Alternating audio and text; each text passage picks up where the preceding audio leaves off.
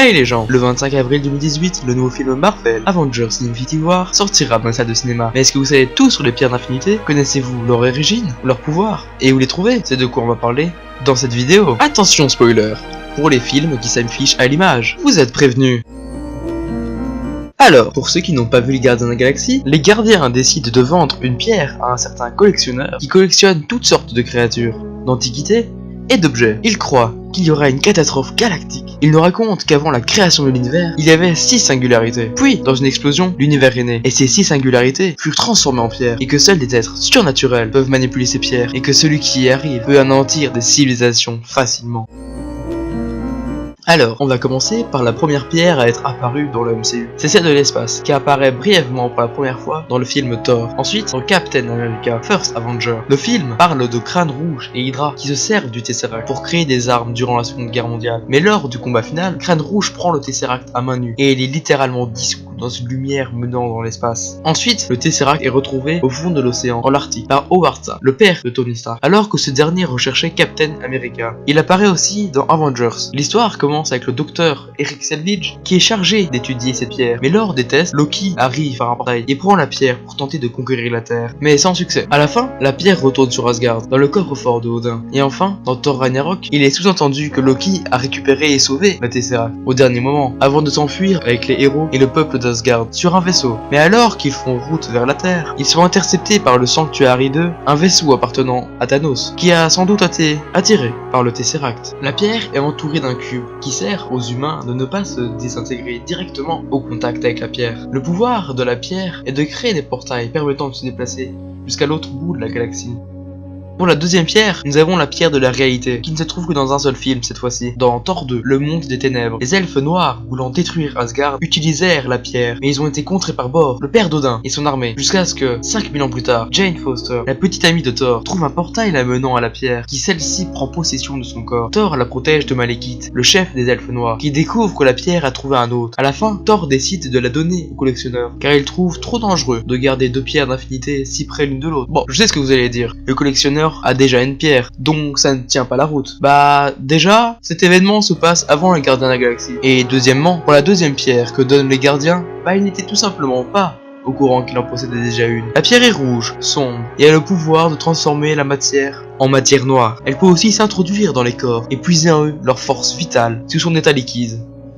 Pour continuer, on va parler de la pierre du pouvoir, qui est justement présente dans les Gardiens de la Galaxie. Bon, déjà la pierre est trouvée par Star-Lord, qui ne savait pas ce que c'était à la base. Il rencontre ensuite Groot, Gamora, Rocket et Drax, qui formeront ensuite les Gardiens de la Galaxie. Désirant savoir ce que contenait la pierre, les Gardiens se rendirent sur l'astéroïde Nowhere, où ils apprenèrent par le collectionneur ce que c'était réellement. Mais ensuite, l'assistant du collectionneur essaya de utiliser la pierre, mais elle explosa. En voyant les dommages que la pierre pouvait causer, les Gardiens décidèrent de reprendre la pierre avec eux pour la protéger. Plus tard, un méchant du nom de Ronan parvint à voler la pierre et essaya de détruire une planète, se nommant Xandar, mais il fit stopper par les Gardiens. La pierre est finalement gardée auprès des personnes habitant sur Xandar. La pierre est mauve et dispose de capacités de destruction sans limite, pouvant notamment détruire une planète par simple contact avec son sol.